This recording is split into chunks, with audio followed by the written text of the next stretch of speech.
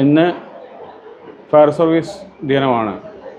1944 April 14 Bombay തുറമുഖത്തുണ്ടായിട്ടുള്ള വലിയൊരു തീപിടുത്തത്തിൽ നമ്മുടെ സഹപ്രവർത്തകരായിട്ടുള്ള 71 ഫയർമാൻമാർ ജീവത്യാഗം ചെയ്തിട്ടുണ്ട്. അതിൻ്റെ പാവന സ്മരണയ്ക്കായിട്ട് നിലമ്പൂർ ഫയർഫോഴ്സ് യൂണിറ്റ് ഫ്ലാഗ് റൈസിംഗിന് ശേഷം നിലമ്പൂർ പ്രദേശത്തിലൂടെ റോഡ് ഷോയും ലഘുലേഖ വിതരണവും നടത്തി.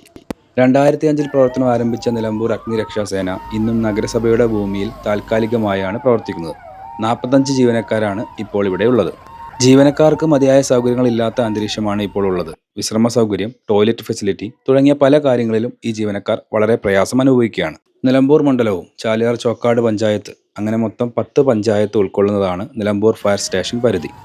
ഫയർഫോഴ്സ് സേനയെ സഹായിക്കുന്നതിനു വേണ്ടി പൊതുജനങ്ങളിൽ നിന്നും തിരഞ്ഞെടുത്ത ആളുകളുണ്ട്.